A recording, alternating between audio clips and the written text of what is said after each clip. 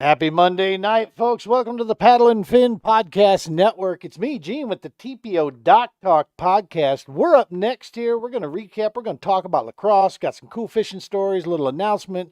We're going to talk CKB, and I'm going to try to stay awake after 13 hours on the road here. So stick with me. Let's get after it.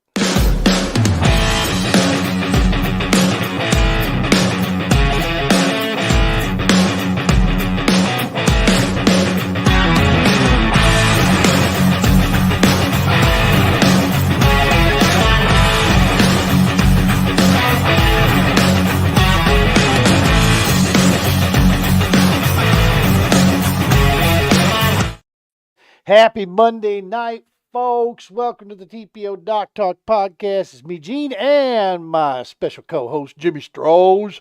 What's up, dog? Not much. Welcome back. Thanks, man. Thanks. Yeah. Yeah, we got up and left under the cover of night. And Wow. yeah, clicked off the hours, man. And like I was telling you off air, that last 4.5 hours, I just got headstrong, man. That old Silverado had enough gas in her. I think it says I got 50 miles to go before we're bingo fuel. So Well, good thing about going west from east to west is yeah, you're chasing the daylight and the time. You gain that hour. yeah. You know. It always messes with me. I no matter how many times I do it, which I do it a lot, but no matter how many times, I always misjudge the time landing when I get to Central for some reason.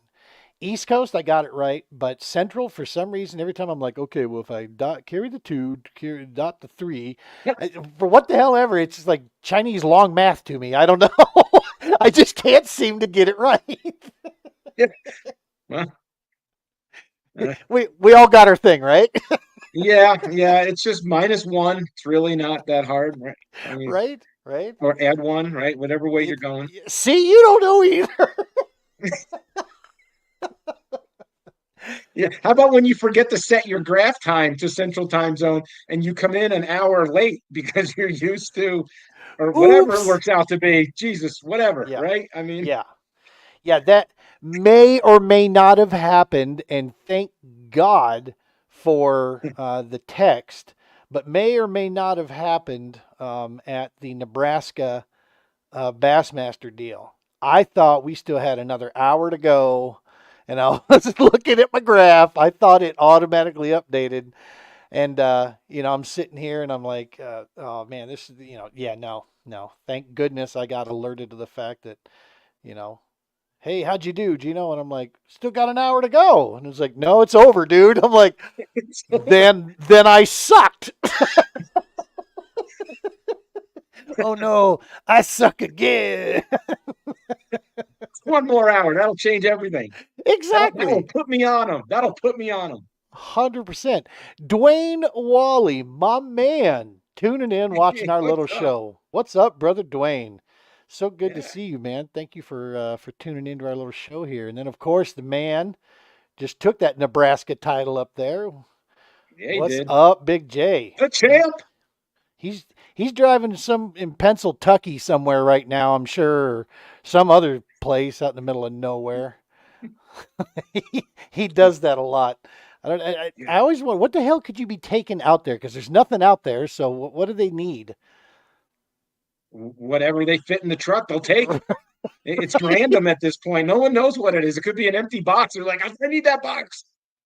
Exactly. Yeah. Dude, LaCrosse was epic, man. Tournament results. Here's the funny thing, Jim. So my tournament results have been a hot dumpster fire for a long time now. And I was really struggling with it. I hit a breaking point, kind of went back.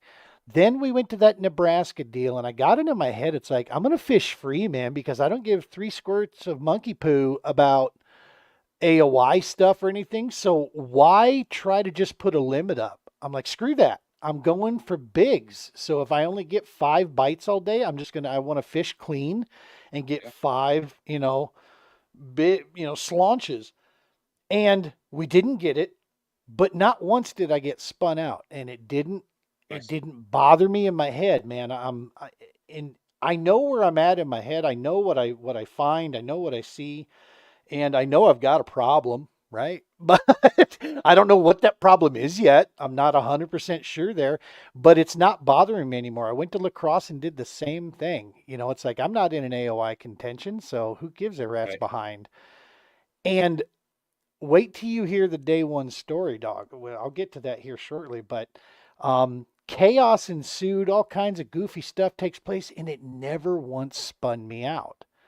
I chuckled the stuff off. I did what I had to do and kept on Yeah. trucking. And Yeah. at the end of the day, while the results for the tournament may not have been there, I had a freaking blast. And Yeah. it's like these are memories, dude, that I'm never gonna forget. Now I Right. gotta, I don't know, maybe I need that hat professional donor. Maybe that's what I need to get up. It'll come around because it's a mindset, right? Like you're saying, if you can fish mentally free, you're going to make better decisions. You put so much pressure on yourself, and it's hard enough to win an event in fishing.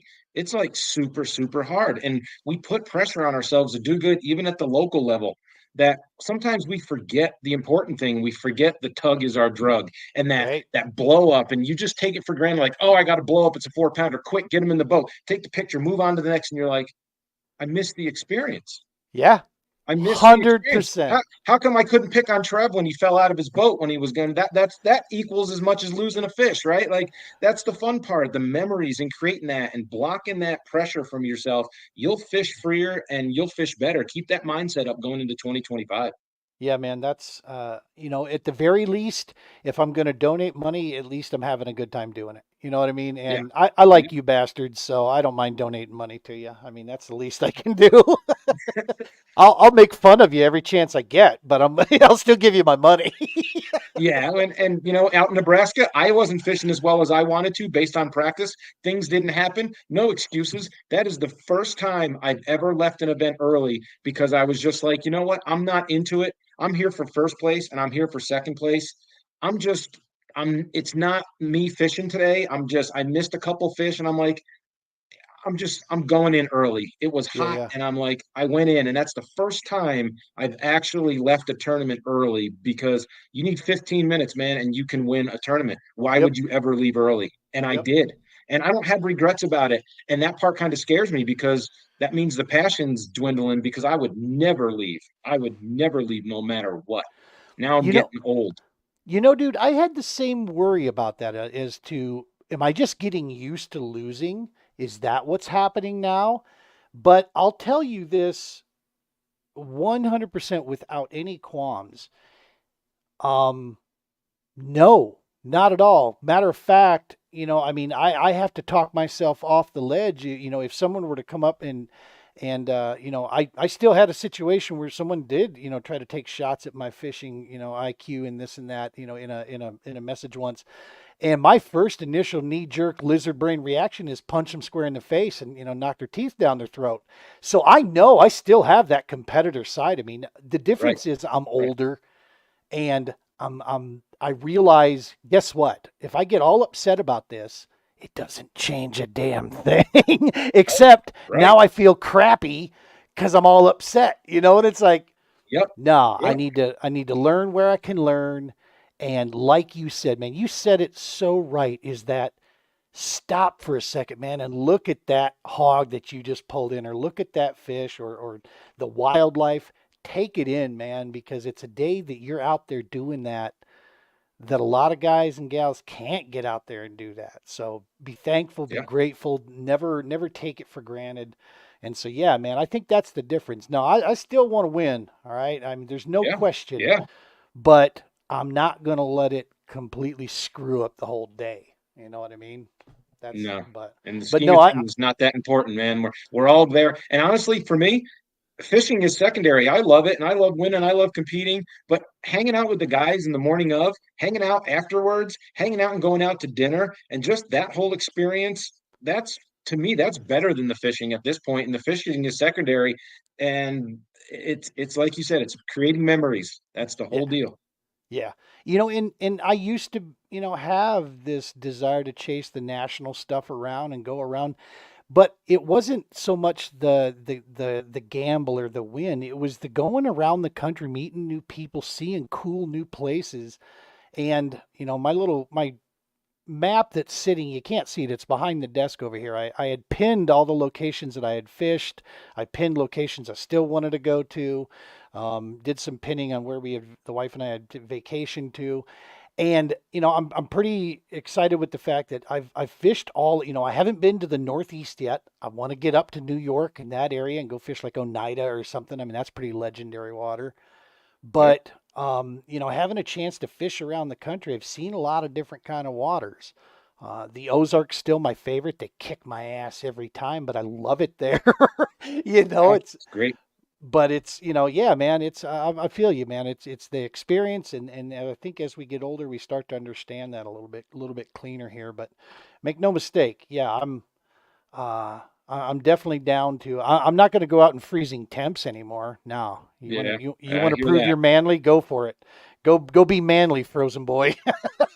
Yeah, and that's the part where I get nervous out here in Colorado that the temperature of our water, like the one time I would make a mistake and slip and fall in would be when that water's 43 degrees and I don't have a dry suit or a wet suit underneath my clothes. And man, I make sure I got to get to shore. And I don't want to ever experience that, right? So Right, yeah, as we get older, we get smarter, I think, right. or maybe wiser. I don't know, smarter, but we take less chances, right? Our BS meter taps faster, I think, is what Yeah, happens. we call that out real quick, don't we? In a hurry. Elvis Lee, my man from Minnesota here, throwing out. It was awesome seeing you up in LaCrosse, brother. And he says, meet me at Susky in October. Dude, I would love to go fish the Susky.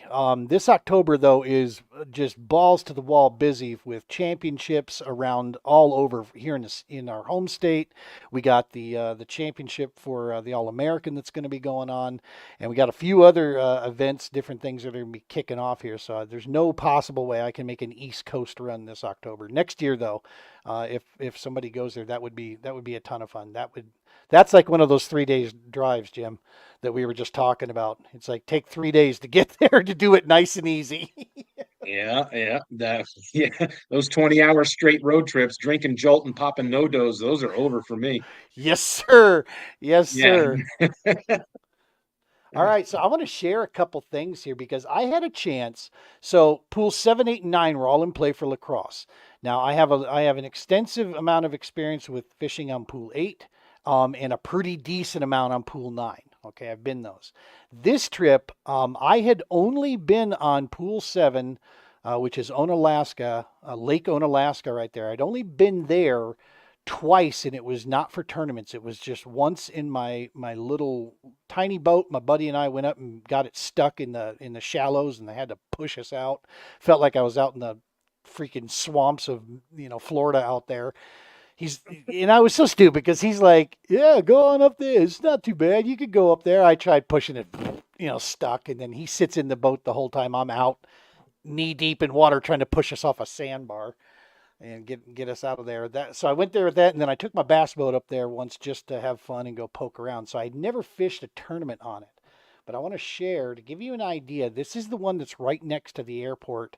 And had I had my camera ready, I would have got because you could damn near smell what they were serving for food on the airplane. Those things were so close to the water coming in over the top. But let me see here. Let's share a window. Here we go. We'll share this guy right here. And let me full size this. Well, that didn't help. Now did it? Yeah, we'll leave us on here. But yeah, so this is, if I remember right, let me see which one this is.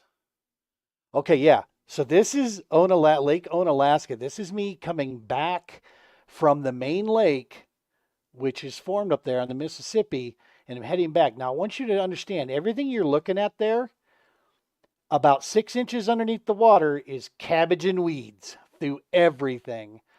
Look at my motor and you'll Wow. see how high I'm running that thing. I've got Yeah, it way yeah. up driving like a duck boat through here. But that's right down on the Mississippi, those bluff walls all around the thing. It is absolutely stunning. Let's see here. I've Wow. got another one. Here it is. That's vast, like where to begin, right? Yeah. Like Oh, where do you even start? and that's if you get out on the main, the main water there. So here was, I'm going to show one of taking off from the ramp. So this was one morning, practice morning. That area right up in there, I don't know if you can see my Yeah, cursor on the yeah. screen. I'll let it resume again. Let's see. So this area right in here was the scene of day one, ultimate just flat out chaos that took place. But this, I'm literally taking off from the ramp and heading out. That open water that I was showing you was way to the left of this, but it's also Okay. very open right above it as well. This is called, I believe it's Mosley or Mossy Landing. All the locals know it as Schaefer's because there's a tackle store right there called Schaefer's, and that's what they call it. But yeah, so that place. Let me see here. Yeah, so that's where we take off. Day one. Was that the southern end of Unalaska? Um, Like the big lake? Because about there's a middle. lower end. About Okay. middle. Lower middle. Yeah, lower middle. It was easier. It was faster for me to get down to the lock at 7. Between 7 and 8. It would have Yep. been faster for me to get there than it would have been to go up to lock 6. Up in Trempolo, I think is the name of that town up there. And I never got a chance to get all the way up there. On day 2, I did actually start and run. Hang on a sec here. I did start and run all the way up there, well, pretty far up into the backwaters, but the further I went up, the smaller the fish got. And so I literally turned around at about 10:30 and ran hard back down the main little chute channels there, the canoe trail, to get back to some stuff where I thought the bigger ones were at. And that's when I hit the biggest fish that I'd hit all tournament long, which is an 18 3/4.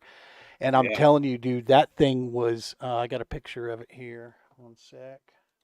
Let me stop that. And we will share this guy. I'll take you through some of these pictures here. So that's a flapper frog. He should have Not, paddle feet on him. not no more. Yeah, yeah, and you see the Pike? teeth Pike? marks. Oh my God, Pike. So Yeah. the second cast of the day on a buzz bait, I smack an 18 1/2. And I'm like, yeah, baby, here we go. He's on the board. That was my second cast of the day. And day one shenanigans begins. Keep in mind, these frogs are about, 11 to $13 a piece, these Spro flappers. Um, I start throwing different things. My buzz bait gets annihilated, literally gets bent to shreds by a solid 30-incher pike that started to attack. And then the frogs that I threw out into this area, these pike, my little army of frogs, dude, got not just killed, but stolen. As you can see by this guy, crippled. And I shit you not, one of these frogs, because they have like this, they have a swivel in the front nose of them, and it runs through this thing, and there's a little weight on these hooks that's on the inside of the frog that gives it a little bit more weight. One of these pike hit my frog so hard it knocked a hair lip in him. I mean, it twisted the nose piece of this thing up. His frog nose was turned to the side, and I'm literally, hey guys, you want to go fishing? I mean, it knocked him. I was trying to throw it, and I'm like, what is wrong with my frog? And I look at it, I'm like, oh my God, he's got a hair lip. That damn pike just absolutely gnarled him up. And for the life of me, it was like a Rubik's Cube. I could not figure out how to get that thing twisted. It's like, I don't even know how you did this, and what happened there. So in the bottom of the boat it went. By the time I got done from that day, and I even threw out, well, no, that was day 2, but frogs, pad crashers, buzz baits, freaking jackhammers, everything I threw. The pike were unchecked, bro. I'm telling you, just unchecked. I had never seen anything like it. And I thought for sure I was on to something because my second cast, like I said, big old juicy, with grown ass bass with shoulders came out of there. I thought we were on, and because that's what I saw in practice there. I figured this Yeah. is, this should be a place. But those pike came in and just bullied them, dude. I mean, like a pack of samurai. They came through here and just laid waste. I mean, Ate everything. Chesty Puller would have been proud of these pike, the decimation that was leveled upon us out there. Day 2, I'm like, that's it. I'm going to be throwing real sparse, what I'm throwing here. So pike normally don't set up, at least my experience, I don't normally find them on cut banks. Okay, they're usually roamers and they come out hit moving stuff quite a bit. I was throwing up on a cut bank, a nice little hole in the side of this where current was hitting, and I thought for sure this is Smalley and Big Green Heaven. I tossed a freaking a rock lobster in there, and I see my line start to take, and I hammer that Pro V, that Trocar Pro V worm hook, whack, and I'm like, oh, we got something here. Takes me a little bit. That's right. We got a comment there about about Chesty Puller. Leave it to a Marine to know who I'm talking about there. But I hit this thing, freaking pike. I got the one brainy pike in the whole batch. He was hiding out in that hole going, some joker's going to think I'm a bass. You Right. know, it was Yeah. it was insane. But yeah, so let me see here. We got a couple comments coming through. Our man Matt Collins here. What's up, Jim? Looking forward to Norton. Yes, Norton is going to be awesome. Elvis says that's Northeast. Okay, well, that's good to know that that it has the reputation for being pikey. Cut bank. So Elvis, you caught pike on cut banks this past weekend. Yeah, I normally though in the past I've never seen that. At least rarely. And then Yeah. yes, leave it to a Marine to know who Chesty Puller is. That's right, grand old man Yeah. he was. One of the Handled most many. hell yeah. But no, so we got the pictures. I'll share a couple of these with you here just to show you. Yeah. How about that son of a Oh, Mr. No Shoulders. yeah. Wait till you see what this and dude, I was pulling up to it and I'm like, something about that stump just doesn't look right. I got a He even video. camoed himself with the moss from With the duckweed. like he's like, watch this. I'm telling you, He's like, these hold guys, my beer. they're on a different level up there. And this thing was not small, dude. I mean, he was not small at all. Let me see. Let's share. Well, he Window. knows if he falls in that water, that pike is going to eat him. Yeah, so you'll see the video from the start here coming up. I was zooming in there trying to get the best I could. I didn't have glasses on, but I want you to notice what direction my motor's facing. The Yeah, other way, because that's all I could yeah. see when I pulled up to it. I'm like, hey, a stump. I'll throw up there. And I'm like, what? What? There's something shiny on that stump. What the hell is that? And it took me a hot minute to figure him out, but I was pretty proud of my eagle eye. Well, you 'Cause you didn't throw up there? on him? Hell no. No, my Oh luck, man, that would have been the best part to oh watching. yeah. He'd have bit my frog or something. No. Nope. That's not happening. I wish I could share more than one screen at a time. That sure would be handy. But yeah, so here's my man Trey from Recovery Outdoors. This was amazing. I heard this guy squawking, right? Yeah, And I'm like, he's got to be close. Dude, I looked straight up and there he and I think that's his mate right there. The two of them, if you see down below, you got the yep, female here. yep. They were sitting, and just off to the right there is their nest. It was amazing. I've never been that close to a pair, in the wild like that. They were so Yeah. freaking close. Well, he was squawking because you were in his area. He wants to eat that snake. He wants to eat the bass and anything else. Yeah, I thought for sure. I was like, okay, I'm on to something good. So here was a first. Well, So there's my that's a little Trocar good. Pro V, right? Yeah, how sharp are they, Gene? Let's hear it. No, Come no, on. no. It wasn't the hook. This is also another first that happened for me.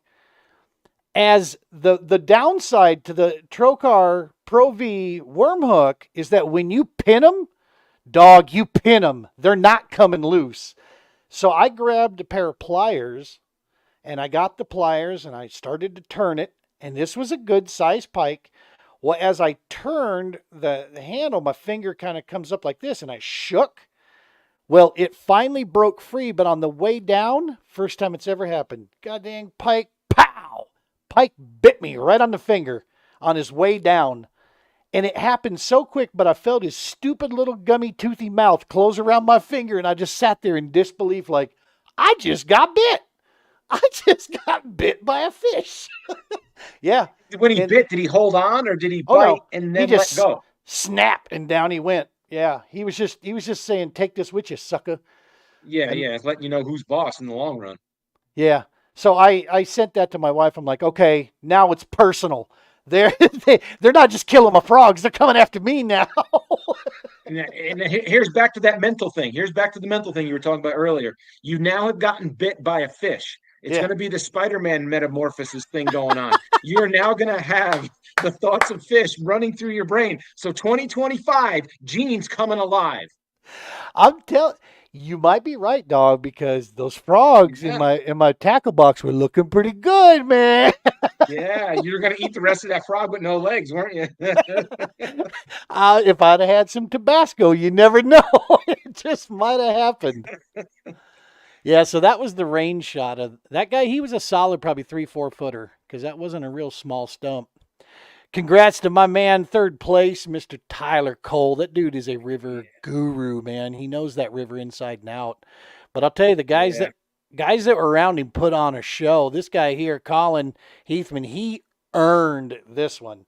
The pressure he had, having Tyler Cole and second place Todd Martins, having those guys chase you down is like having Dale Earnhardt in your rearview mirror on the last lap.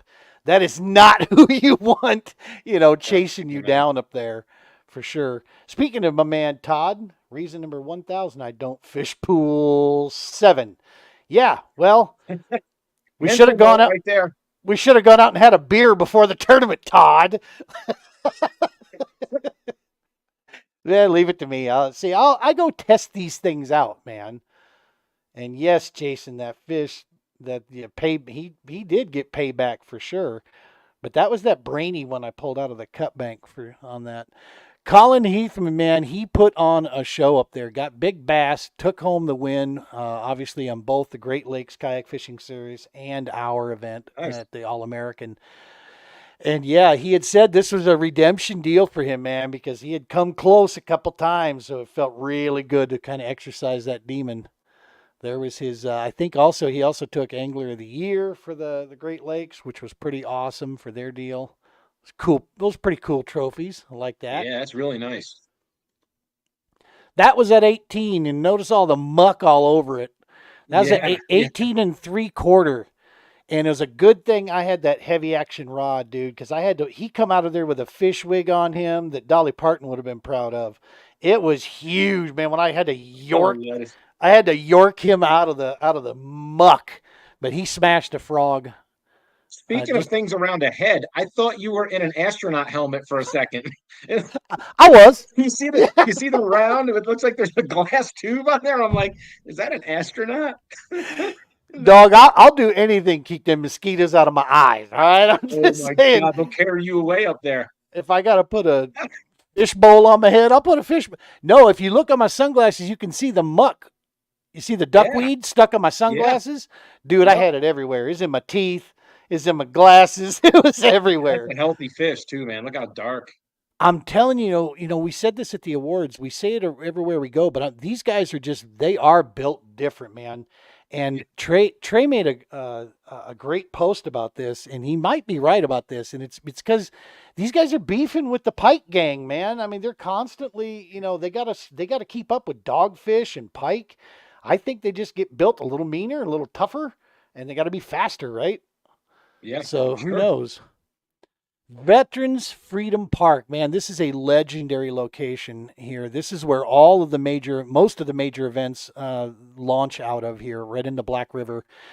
Beautiful memorial, fantastic park, and there's a freaking tank, Yeah. sitting right there. Too many signs about Gene, stay off of it, so I couldn't get any real good photos, but. And there's my man, Team New Canoe brother out there, Todd Martins from the Great North. taking home second place. Dude, and he set an All-American record for the most culls. Second place, and he culled 25 times. Yes. Wow. I think he Yeah, found a group of them. he did. He in I think multiple Wow. locations. So Colin, Heathman in first place was just like, I mean, and he was no slouch. I think he was like 11, 12, 15, something like that. He culled quite a few himself. But dude, he had the pressure coming on him. Todd was putting the heat on him, getting close to that end. That was pretty impressive stuff 20, watching these guys work. 20 times. 20 sometimes he called. 25. Yeah. I'd I'd I'd start to get pissed after a while. I'd be like, "Damn, it's taking up all my time." Right? Like 25 resubmissions through Tourney X to do it Yeah. all over again. That's a Yeah. lot of freaking time. Yeah, that's like, 5 times each one of his fish got upgraded. Right. That's Yeah, it was pretty wild seeing that go down for sure. Um, no, man, it oh was yeah. it was an amazing event. Great people up there. Love the guys we fish with the All American. It's such the Iowa group, the Missouri group, Kansas. We had some Arkansas boys coming up all the way up there. Um, Nice.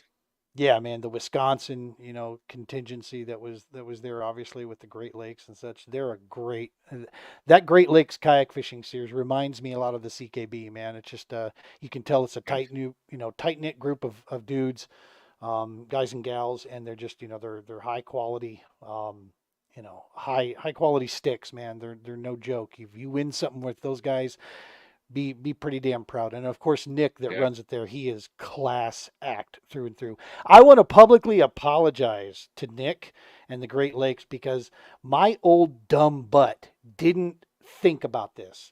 We went first on the awards, and so I announced first, second, and third.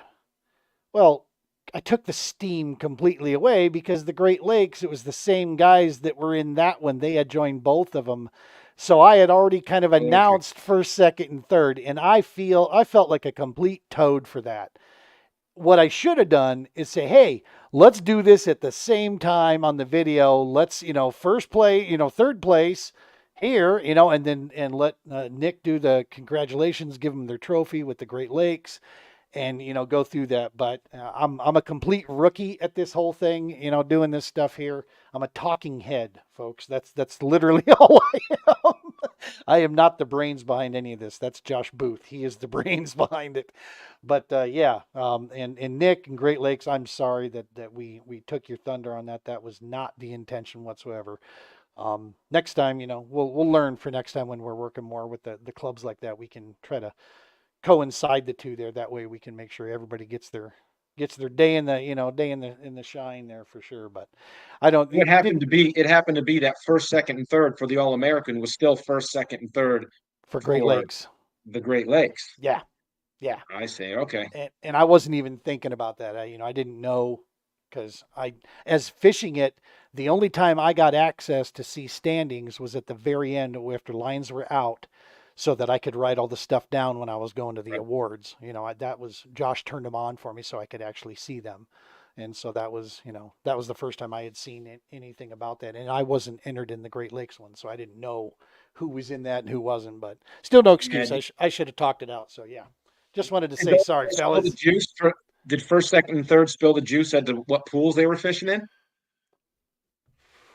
If memory serves, just listening to them talk, 9 was a big player, and I think 8 was a player.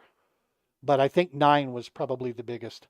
But we got a couple of them watching us right now. What's up, Mr. Jive Turkey yourself, Mr. Eric Ali? Awesome to see Yeah. him. Todd's here, and I'm pretty sure Todd and Tyler were down in 9. I'm pretty sure of that. Um, they've got their 8. I don't know if Colin was down there with them or not, but I've seen it 1 out of 8. I've seen it 1 out of 9. Um, both of those are players. It's and one of the cool things that what took place here is that with that water being so high for so long, it kind of changed up some of that backwater, man. And apparently, one of the spots that the guys tried to get to, there was like an 8-foot beaver dam that was built up right in there, so they couldn't even get back into the area they thought they were going to be able to get into because like apparently a gang of beavers showed up and built the Hoover Dam back there. Yeah, So the yeah. water was higher than the time of year it should have been, or it's been receded for the time of year.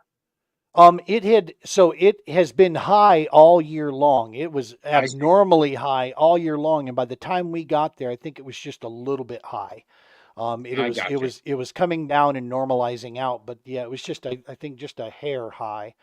Yeah, Todd said Pool Nine, Colin and I were the only ones at our launch. Yep. Wow. So yeah, they were down Yeah, because there. I saw a lot of guys giving you grief for, oh, that's why I don't go to pool seven. It's like that's what made me think about where the winners came out of. So 8 and 9 seem to be the best players. Yeah, I had never fished seven before, but some of the research I had done there, the locals told me that a couple of the boat tournaments that were going on actually were one out of seven um, in the boat tournaments, and so those guys were putting up 19-pound bags.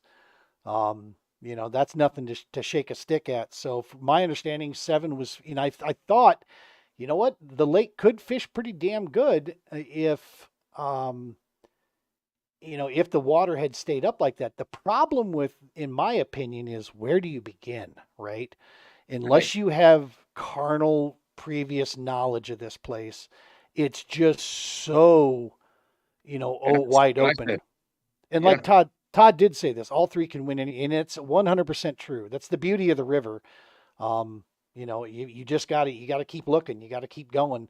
I'll be honest with you, that was my total game plan was cover a pile of water until you find the wad of them because LaCrosse is notorious for having wads of fish. So Okay. keep moving, keep moving, keep moving until you hit. And when you hit, stick on it and wear it out, man. Just, work it down. My problem was is that I couldn't find that wad of fish. I was just picking off onesie twosies. Right. Um, but a couple of them were the right size. I had a 16 jump off the board at the very end. Okay. Because I was like, Psh, I don't need a net. I'm throwing braid. Psh, pussy net. I don't need no net. So I didn't Yeah. take my net with me. Yeah. And a 16 jumped off the board and said, you should have brought a net back in the water. And I was like, you're number one. No, so Yeah. Exactly. I didn't even get a chance to tell you the other fun part that took place on day one. So day one, so I got the frogs, right? I'm just getting decimated by the pike. It's just happening all over the place. I'm just getting hammered on.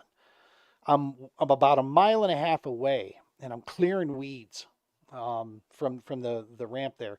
I'm clearing weeds and put the trolling motor back down in, and I feel it. I hear it boom. I feel that kabump, and grabs thrust, so it just threw off the big clump of weeds. Just as I'm taking off, it starts to go, and all of a sudden, I just feel it dies. The motor's still going though. It's like boom, but I'm not moving. And I'm like, what in the actual hell just happened? I pull up my trolling motor. My prop and all of the hardware is gone. Lesson learned of all the things that I've not checked recently was my prop nut. Yep. Yeah. And normally I'm like Mr. You see the videos I put out. I'm cleaning these things. I'm always doing my maintenance. I'm testing literally on my new canoe. I take a screwdriver and I'm, doing each little individual screw. Yep. Yep. And I always clean my props out to make sure I'm good and golden. Yeah, no, haven't done it in a while. And yeah, mile and a half away from the ramp, tossed everything. Well, now, thankfully, because of FOMO, I had spare everything sitting in the pickup. But it's like, okay, let's earn our Mile grit. away. Yep. So paddle back we did.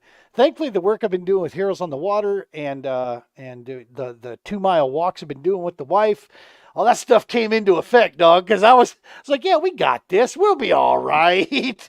Some of the water's a little bit stanky around there, but yeah, You stir it up, it does, I'm sure. And there's not much current there, right? I mean, not in that no, part in on Alaska. It's just a no, lake at that point. yeah, yeah. There's a few current seams in main channel, but thankfully I didn't have to fight that or anything, to get back. But we got back to the pickup, swapped out all the stuff, put the other prop back on, new prop nut, pin, and that whole shebang. Got everything on there, and went back out for the last 45 minutes or whatever. But Yeah. And the beauty is, like I said, never once got mentally spun out. I was just like, well, that's No, that's good. something. That's good. No, That, that's progress right there. That's progress. Doesn't mean you right. don't care. It just means that you're looking at it different. It's Yeah. going to make you fresh, a lot freer. You make better decisions when you can think clear. Hope so, man. That's that's the name of the game. And like I said, it was still awesome there, seeing Todd, seeing Tyler, seeing Trey, all the guys down there. Tim, awesome to see Tim. Didn't get a chance to see JB. He's from Jeremy Brandis from Iowa. Didn't get a chance to see him or Jordan. Jordan was didn't make it to the awards. I think they were way south though. They were way down there. Yeah. So But when they all have those the pools, 7, 8, and 9, and there's dams at each one of them, do they open the floodgates, so to speak, maybe on 7, and then they'll shut it off at 8, and then 9 has some current running through it, but 8 doesn't, but seven's running full bore? Or do they all time them where everything's flowing consistently all the time in certain sections? Do you know? I don't know if Does that I'm make sense? fully qualified to answer that, but they have the locks that they Yeah, pull through, and sometimes depending on where the pool's at, I think they do coordinate with, hey, 8 needs some flow type thing, but maybe 7, could afford the flow, or yeah, I'm pretty sure there's obviously through the conservation management they do something with that. But and I do think there's a obviously the river's constantly moving, so there's obviously a normal flow that takes place, but I don't know about how they decide, you know, other than how much is levels. coming over those locks or what's coming in or out? Because I Yep. just think, once again, I'm breaking it down in my head. Like, how would I attack that place? Well, if there's a generation, I don't call it a generation of powers, but Lockmaster loves meth. That's, yeah. I'm from upstate New York, so I grew up in Albany, where the Hudson meets the Mohawk, and we got locks that we have to go, and they would open up floodgates down here, not here, and it would change current. And obviously, if current is moving, it positions fish better in certain areas of a lock than it would in others. So if I know current is moving in 9 and 7 and 8 are dead, I'm not even going to go fish those. I'm going to go to 9, where I know I got Yep. more current, where they're going to set up properly. I think a Does that lot make of sense? it does, and I think a lot of that has to do with just levels of the water, right? Higher the water, the more current you're going to see running through those. But some of them just have bigger channels, and some of them just have deeper channels where you're going to get those currents running through. Like 8 is cluttered with wing dams. There's just Yeah. wing dam after wing dam after wing dam on 8 that you can fish. 9 has a pretty good amount itself in different areas that you can get to. 9 so far to me is one of the most fun to fish because there's one area, and I don't mind telling people, it's by Lansing, that you can fish backwater, main, you name it. Everything you want to do, you can do that within about an hour's time of just Yeah. moving around. You can hit all kinds of fishing through there, and it's a ton of fun. You do need to pay attention to the barges because anytime you got a barge coming upriver, Yeah. upriver is the key. Downriver, Right. you'll be fine. Upriver, dude, they're putting a Pushing. wake. Todd had a story he was telling. He damn near about got his kayak like waked and flipped at the ramp from the damn from a barge wake that came in and hit him. Thankfully, he was Ouch. out of the water. Yeah, but still, yeah, that's those things. Even in a boat, dude, I would you pay attention to that stuff when you're out there. Yeah. Any smallies caught? Anybody put smallies up on the board? Yep, yep. Few guys. I don't anytime you get on those river seams, those current seams, or you get on the main Yeah. river, you're going to find the smallies there for sure. And I think I want to say Colin, our winner, I think he actually had some smallies on the day that he put up there. Nice. If you catch get out in the right batch of them out there, they get Yeah. long. They're Yeah. thin, they're skinny, but they get long, man, because they're just fast They're and they swimming. Yeah, they're swimming all the time. They can't stop, or they wind up down 7 more pools. down in Louisiana, they end up on a cane pole somewhere. They wind up eating crawdads just like everybody else when they go down there. Exactly. Exactly. No, man, it was explore lacrosse. Big hats off to those guys, all the people Yeah, there. I got to tell you, stayed at the Baymont by Wyndham in Onalaska. What an amazing hotel. They're not a sponsor or anything, but I've anytime I stay at these places, I like giving shout outs to locations. If you're looking for a ultra unbelievably clean, friendly, and reasonably priced, the Baymont at Wyndham, man, because that was probably the nicest hotel room I have ever stayed in for a fishing tournament. Even including when my wife came with me. I mean, it was just amazing. I couldn't believe what they had there. It was a great deal. I felt Nice. pretty bougie there, and the staff was fantastic the whole time for sure. Well, good stuff, man. So yeah, the that was LaCrosse, man. It was as promised. It was worth every bit, and that's a place. If you haven't been there, get yourself there. You definitely want to get there. And Todd says he's a Smalley first guy. Really, your bigs were all Smalleys. That's awesome, Yeah, man. see, I figured there'd be somebody out there on that main river on 8 or something, or playing that current, when it's coming down, they can fish those eddies. Those smallies will be out there. I know there's a lot of wood going back into those cuts off of the main, and they'll set up on that wood, but I'm no expert up there. That's why I ask all these questions, because I've been doing some research. I would love to get up there. It's on my bucket list, and I still haven't gone, but you get so much information, and I never fish there. I'm going to stink it up because I've got so much information. I don't know what's true and what's not and how to apply it. But damn it, I'm going to figure it out anyways. Exactly. Todd says he's known for fish. I don't know if he's bullshit right now or not. You can never tell what Todd lives He's up a in like fisherman. He could be lying. right. He lives up in like I don't know Canada or something. He's way up north, Wisconsin, way up there, and he builds igloos for a living. I think is what it is, but I'm not sure. No, he's a roofer. Igloos Todd, with custom fireplaces. that's right. That's right. No, Todd's the man. I love me some Todd Martins. He's a hell of an angler, and yeah, that was awesome. But I still don't know if he's BSing right now or not. I'm not sure. But yeah, man, it was yeah, super good stuff. All right, man. So what we're gonna do here, real quick, I'm gonna make this little announcement. Then we're gonna talk CKB.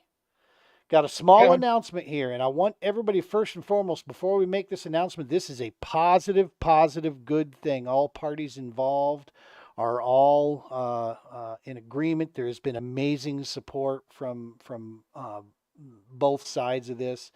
There's an opportunity that has presented itself, and is going to be. We got some future plans that are about to unfold for the True Patriot Outfitters, and specifically our podcast that is going to require us to make a change. And what that change is we will be leaving the Paddle and Fin podcast network. And as I said before, I have much love and respect for Brian Schiller and Randy Newton and John Rapp, Matt Gibson, Adam, Dave, Dustin, all the other hosts, the great shows. This is an amazing platform, the Paddle and Fin. Our opportunity, our season here that we've spent with them has been nothing less than fantastic. There's just a couple things in play that are about to unfold that's going to need us to kind of reposition ourselves a little bit. So that's going to be basically taking place here, possibly in September, but maybe we're going to see if we can push it all the way to the end of September when it will be our. Now, as far as viewers go and listeners and so forth, nothing changes. We'll continue on still doing. We're just not going to be on the Paddle and Fin. We'll still be firing off on Monday nights as it stands right now. There may be a name change that's coming up for the podcast, so that may be happening. But we'll update more as time goes on. But we just wanted to start letting people know we'll still be going. Right now, we're still slated for Monday nights. There is talk about moving the time though. We might go up a little earlier. And maybe like an hour or 30 minutes earlier to start broadcasting, but we'll have to see how that all plays out.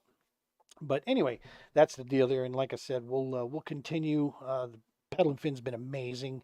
They're here in full support of our move with this, and it's going to be super cool. And it's going to be fun to always catch up and have those guys still on the show from time to time. And hopefully get a chance to be on their show as well.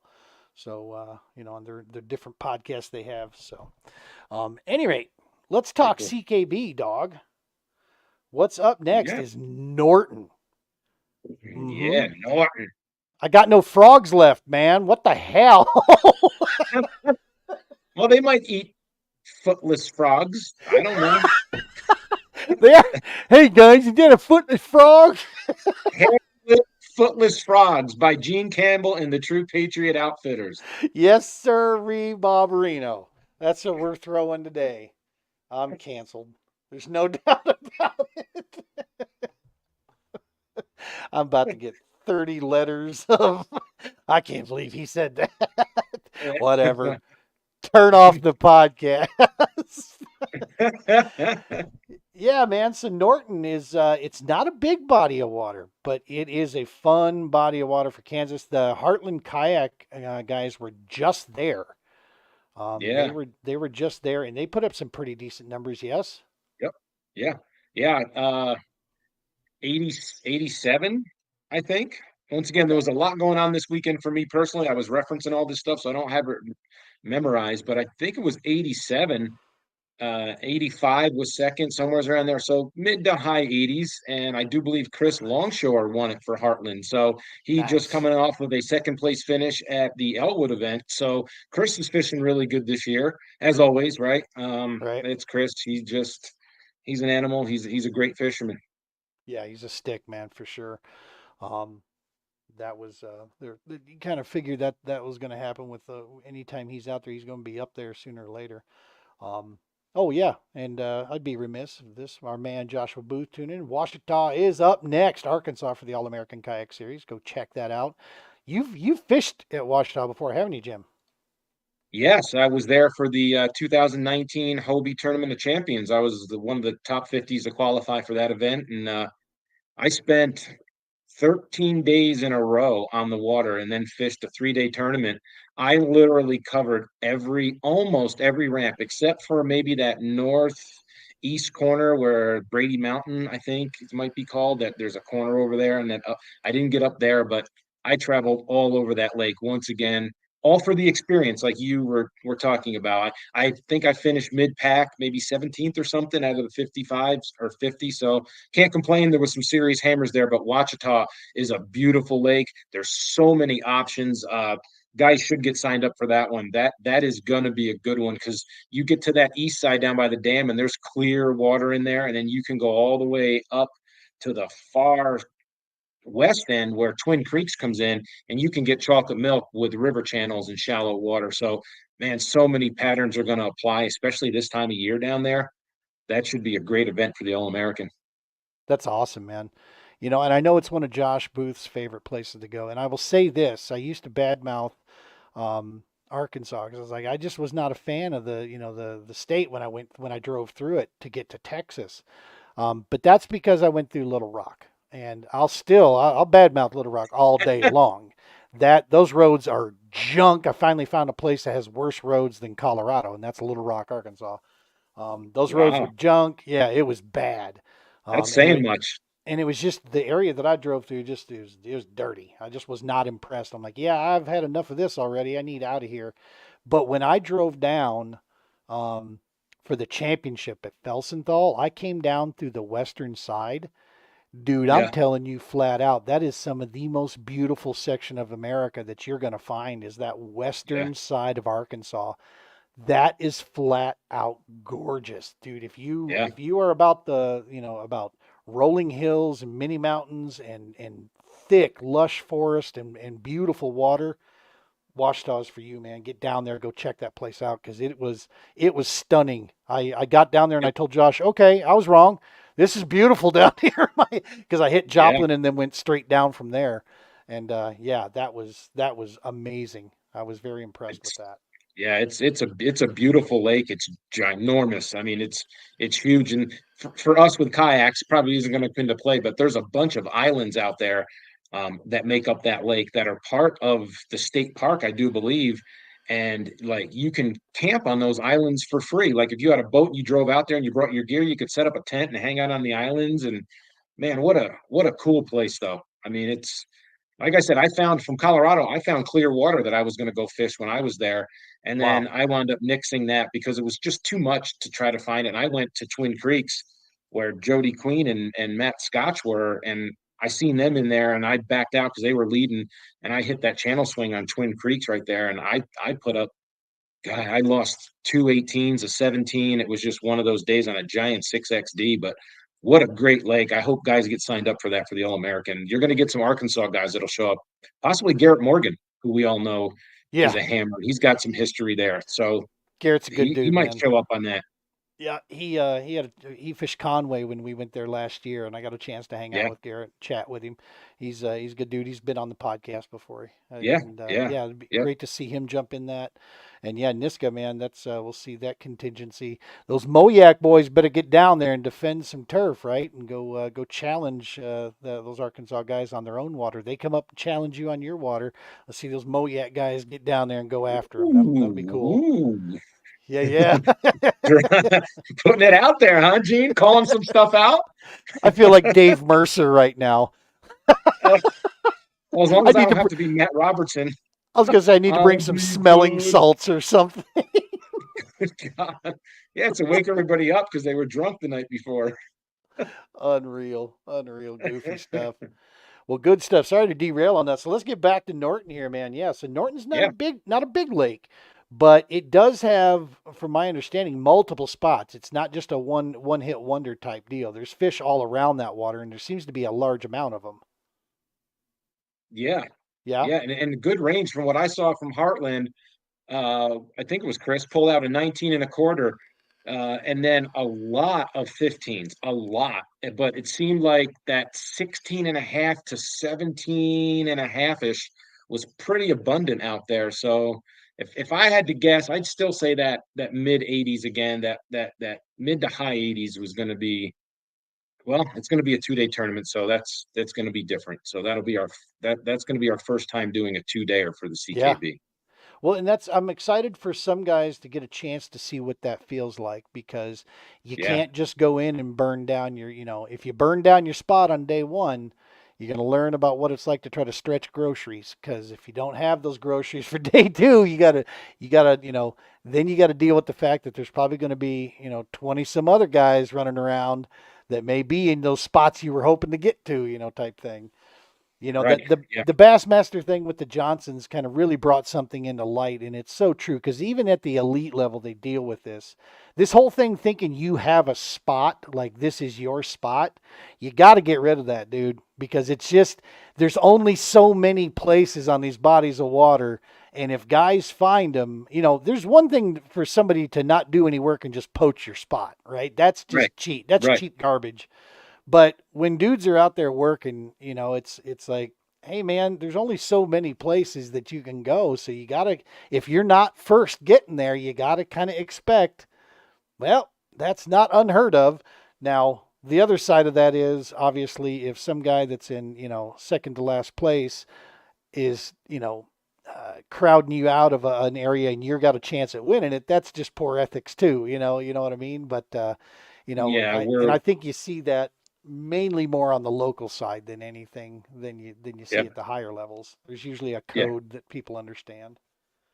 But yeah. yeah, And you get enough of skilled anglers breaking down a lake during pre-fishing yeah, the proper way, and you're gonna get 80% of the field is gonna find 95% of the juice. yep, Just because at a certain level, those guys are so good. Even at local levels, there's guys at our local level that I know at Norton, I'm going to roll up on somebody that can break down a lake just like I can during fishing practice and find a school. And we're going to have company. It's just a matter of talking it out and figuring it out yeah. and not burning it down in case we want to go there for the second day. So it's going to be interesting to see. And what I liked about it is at the end of all this, I can't wait to get your guys' feedback, our members, as to what you thought about a 2 day tournament. Do we Yeah. employ this moving forward for other events, possibly for the 2025 season? So I love the new events. I love to get the feedback so I can keep this club going in the right direction that you guys want and keep it successful. There is the one thing that I would definitely be in favor of is a 2 day championship. Yep. Man, that adds a different layer to it. That also cuts down on maybe people trying to jackpot, or Yep. whatever, because it's this catch 22, right, for the Bassmaster. If you have like Nebraska had, pay the dues, the right dues to the right areas, and it's an open qualifier. So if you Right. pay the right money, you don't have to fish because they only have one event. So Right. that behooves them because they were able to send two people instead of one because there Yep. were like 10, 11 of us that came over to fish. But now Yeah. like for our championship, we as anglers voted to, was it 4 that you have to fish? For you have to fish two events. You 2 have to fish events. two events to qualify for the championship. Yep. 4 of your 6 events of our trail series is for AOY. Right, that's what it was. So you can't just, jump in, and so yeah, it behooves us to make it an open deal, but what we also risk with that too is that guys and gals that have committed all season long to the series, do run a chance of losing out, to somebody who is just jumping in out of nowhere, to try to pick it up. So there's Yep. always that juggle, right? But Right. I like the 2 event deal. And to me, putting a championship for 2 days, I mean, talk about earning it, man. I mean Yeah. that's a deal. So Matt Kern, awesome. Thanks for tuning in, Matt. Appreciate Hey, this. And what's up, Matt? Matt says New Mexico does an interesting championship. 2 day tournament, 2 different lakes, one clear, one murky. Well, Wow. that's awesome. They got the water to do that. Yeah, exactly. Only thing we could do is break Pueblo in half and say, all right, everybody go to Turkey Creek on Saturday, and everybody can go from Turkey Creek the other way and fish Clearwater. In Moyak, they're testing out some deal. They did Table Rock and they did Table Rock West. So they draw a line on Table Rock so that only one side, of the lake. But mind you, that's Table Rock for the love. I mean, that's Yeah, still mm, 500 miles of shoreline when you cut it yeah, in half. exactly. Where we Yeah, have 5 miles ashore when it's whole. exactly. When it's at its full in the spring for 2 weeks, and then down the drain it goes to the farmers, and we're Right. 26 feet low in 4 months. That was one of the nice things with the reservoirs this year in Colorado is that they did stay up. And I'm Yep, loving what they're doing to Chatfield, dude. Man, yep, if they keep that yep, up, which their plan is to keep it where it's at, if they yep. hold that up there in the next few years, this could turn into a premier bass fishing lake Yes, sir. in a Yep. hurry. Yep. Yeah, Yep. Well, that. we got a meeting. CKB has a meeting for members only coming up on the 28th of this month, which I believe is a Wednesday. We're going to cover some stuff about this year that we've talked about. I'm going to bring some things up moving forward next year, what your thought process is, because I'm already um, into the 2025 season as far as preparing myself as the tournament director for the club. I've reached out to other tournament directors. I've talked with Josh, and I've reached out to other people so we don't coincide schedules.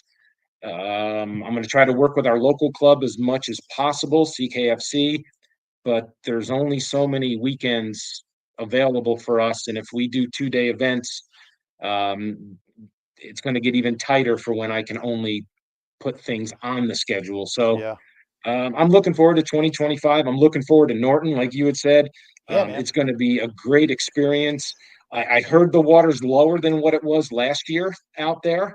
So it'll be interesting. Norton has a single ramp that's a paved ramp up at that north arm, but the whole south end of the section of that lake is SWA, state wildlife area. So it's free camping if you want to stay there. And there's plenty of small little launch ramps. I don't know how close the water is to any of that, but it's going to be an experience. And not to mention, we've got Josh Gardner running at AOY this year with something like 394 points. He's had a first, a second, a third, and a fourth as his finishes this year. He's been running the gauntlet on that 1, 2, 3, and 4. Yeah. But we have Jason Lovell and Matt Collins, who's right on his tail. And I do believe if Lovell pulls out a win and a fifth, he could take AOY. And I think if Collins gets a win and a third or a fourth, maybe it's a fourth and a win and a second and a third, there's mathematics there. So it's not completely sealed up by Josh, even though he was having and is having a great year. We have 2 guys that can catch him. Other than that, mathematically, he can't be caught. And here's the pressure on him. We're going to see what he's made of. He's the young gun, and I always give him stuff, and I send him texts like, "Hey man, don't choke." He probably hates me because he thinks I'm picking on him, but he's such a young angler and he's so good. I'm trying to prepare him up here so I get the pressure on him so he can execute during having that pressure. But he's got a fourth place finish is his worst. So Yeah. If he shows up and pulls anything less than a fourth, it's not even going to help him because he's already got his 4 events in. He needs to go to Norton and pull out a third or better, and he would pretty much lock up AOY. If he doesn't do that, he opens the door for two other guys to chase him down at the championship at Pueblo. And I love me some So, Josh Gardner. I love little, the Tom Brady's little brother. He is a good cat. He's a good dude at his heart. He's a good human being, and he's a hell of a talent. But now yeah. I'm even more motivated to make sure he doesn't get a top three. So I want to make sure I can't have him just running away with this stuff. He's got to no, you got to suck it up with the rest of us out there. Right, right, because he's in a tough position. He's done so good and so consistent over this year, first, second, third, and fourth. He's already got his 4 tournaments in. So in order to gain more points, he's got to beat his own tournament records for this year to gain any points. That's Right. really hard to do. So don't worry, I'm going to send him some texts. I'm going to be getting in his ear. I'm going to be chirping him. I'm going to be putting the pressure on him. I hope he's shaking in his boots come tournament day. I really do because I want him to have that. Yeah, yeah, and that's well, and it's good. He's going to represent the WKB at the Bassmaster Classic, man. He's going there as the Wyoming's champ, so that's he's going to Yes. need to be ready to go. And I'm not going to put it up on the screen, but Uh-oh. Eric, my man, I'm going to read it. Dude is a stick, doesn't get spun out. He'll win a derb in the last 20 minutes when most of us are spun out. Um, Eric added a little expletive spun after spun there. But he says, I forgot Oh, to bleep edit. out. Yeah, he Yep, yep. wanted to take Bleep. the F out. Yep, yep, yep. No, 100%. Which, if that's the case, and Josh doesn't improve, and Jason or Matt Collins creeps up on him and has a good finish, just think about what's going on for our championship at our No last kidding. tournament of the year. We're going to be at Pueblo. We're going to be sending our 10% to the Bassmaster National Championship. We're going to be fishing for AOY. Not to mention there's going to be 30 of us possibly fishing at $100 entry fee. There's going to be $1,000 for first place. There is going to be a Yeah. lot riding on the line going into Pueblo for the CKB October 5th, Dude, an 4th. MC Hammer can win anywhere, anytime. If you give him space, he's gonna put you to sleep. Jason Lovell is fishing out of his mind right now. Yeah, he is. He's got the Zen locked in, and he is just making smart decisions, just being himself, doing what he's doing. So yeah, this is by no if Gardner pulls this off, this will be one for the ages for sure. It's not a lock because he's got serious pressure coming up right now by two very skilled guys that are putting heat on him, and not to Yeah, mention. We've said this before, I'll say it again. CKB anglers, out of the 25 that register up, all but, all but me, I mean, I'm a donor, but all but me have a legit shot at winning that event everywhere they go. I mean, that's the level of angler that you're facing in the CKB on a daily.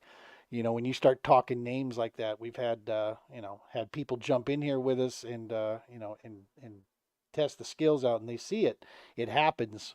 So yeah, yeah, it's going to be a ton of fun to be a part of that. I can't wait to go back to another place where, yes, I can throw some moving baits, I can throw some frogs. yeah. I'm not forced to drop shot. Right.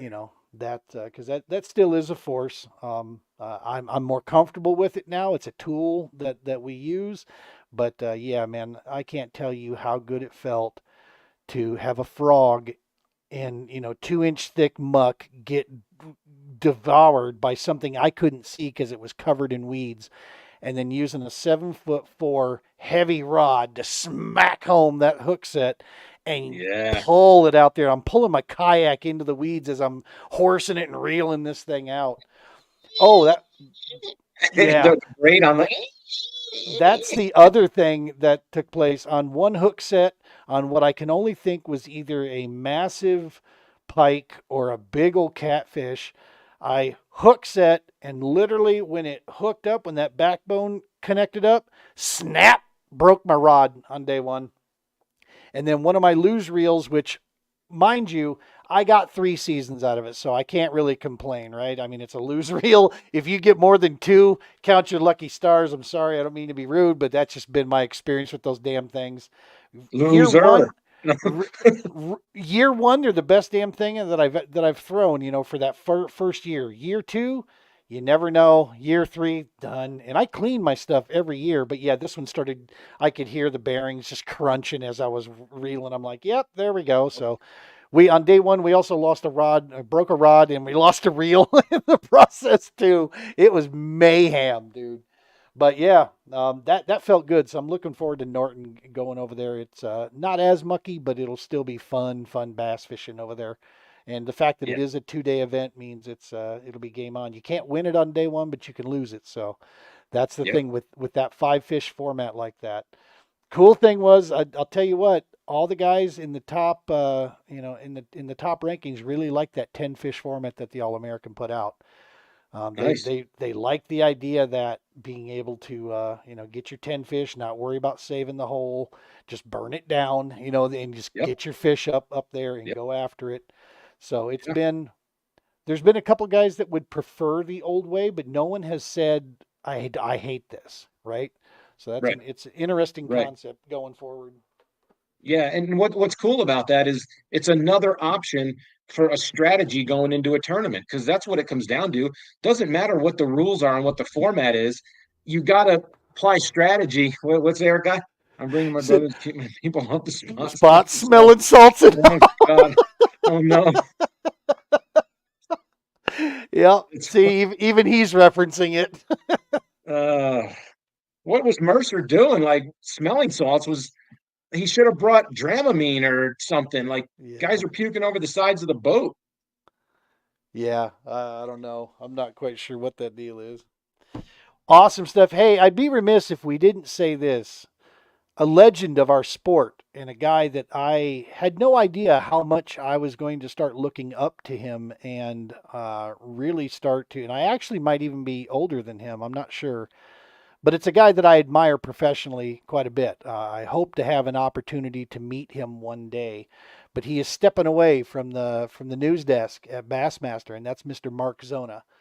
Yeah, Mark Zona has found his way to leave his mark on our sport in ways that many have not been able to do. And Zona not only is he's so far beyond a personality. He's an encyclopedia of knowledge. He's a teacher. He's an educator, but yet he's a friend. And he's an amazing ambassador for our sport. yeah, He has stayed extremely loyal to Bassmaster throughout, but yet he's done it professionally and classy. yep, Um, and that's Eric. Seeing Eric here, because Eric and Z are good buddies, and I'm hoping one day I get an opportunity to meet him, chat with him, pick his brain. Actually, one day coming up soon would be awesome because we've got some plans we're trying to go, and I could use some the old Z-Man's knowledge on some of that stuff. But yeah, man, it's congratulations on an amazing. I know he's got the next chapter of him, kind of like KVD. He's got something else planned he's going to be doing, but from his current role, he's stepped down. He's done his last show, it looks like, and so. Mark Zoni, you're a class act, brother, and thank you what you've done for the sport. We're all better because of it for sure. That's yeah. awesome stuff. All right, brother. Well, let's go ahead and wrap this thing up here. I am going to go try to eat something if I remember how to move a fork to my mouth. I am operating on just pure adrenaline at this point here. It's been a long freaking day. Yeah, yeah, you put in some hours. StreamYard, fix my account. See, this is the whole thing. I can't schedule broadcast anymore. I have to do this live and in person every time. So even when I have stuff roll off on a schedule, I can't use StreamYard to do it. I can only schedule things through YouTube. StreamYard normally gave me the ability to schedule shows and put them up here. And I have worked with them now. I'm on my third help desk ticket with them, and they keep having me do the same things over and over. And I keep just sending them the same screenshots going, hey, surprise, it still didn't work the third time over. So I need some real help here. I need to be moving because if not, we're going to have to leave StreamYard. That's coming up very soon. We might be going to a different platform. which I would not like to because StreamYard's very easy to use, and we've appreciated everything they've done so far up to this point. So we'll see how that works Yeah. out. But at any rate, I'm babbling now. Get me the hell off the air. Folks at home, thank you so very much. Straws, thank you, brother, for jumping in here, man, and bringing Yeah. knowledge and talking fishing with me in here. This is awesome stuff. I love having you on the show, man. Well, thank you. I appreciate the invite and allowing me to be part of it. I thank you. Hell yeah. What do we got here? See you guys at the meeting. Great show. Be saying, well, thank you, brother Trev. We Yeah, appreciate that. Trev. That's speaking of hooks. Good night. Yeah. Add another one to add another killer to the list, right? That's Like right. it's it's so funny. People who don't watch fishing don't realize how good of friends we are. But the minute that sun goes down the night before the tournament and the day the bell rings at 2 o'clock and it's over, I'm not helping you do nothing. I mean, I'll save your life if you're drowning, but I won't even fish your rods out so you can keep fishing. I'm just gonna pull you up to shore and then I'm leaving. I don't care. I don't care, but I've I've it's a crazy thing. It's I don't know how to explain it. I've told people this, and I can't remember who I was chatting with about, but I was talking about you, and I'm like, yeah, when he's rigging stuff, don't even bother talking with him. Okay. But I was like, outside of that, yeah, Jim and I'll trade inappropriate jokes all day long. We'll sit down, our families would have dinner. There'd be no problem. But when he's rigging, he'll give you like 2 words. Yep. Yep. Thanks. That's Yeah, all he's oh, gonna do because he's busy. He's focused on shit, and so yeah. I know better than to go bother you. I'm like, fucking, he's in his rods right now. I'm gonna leave him with his gear. Yeah, and tournament morning, Sandy Roberts, I've known her for 20 plus years. She got pissed at me one day because I wasn't talking to her at the ramp, and she's cutting it up with me, and she's all happy and enjoying life and treating it the way it should be, right? And I'm over there with my game face on. I'm like, I got to ring around, and I'm putting my stuff. And she got mad. She's like, she looked at Sharon. She's like, Jimmy hates me. He's mad at me for something. I'm like, no, it's Sandy. It's tournament morning. I'm figuring out a way I can stomp you out because that'll shut you up.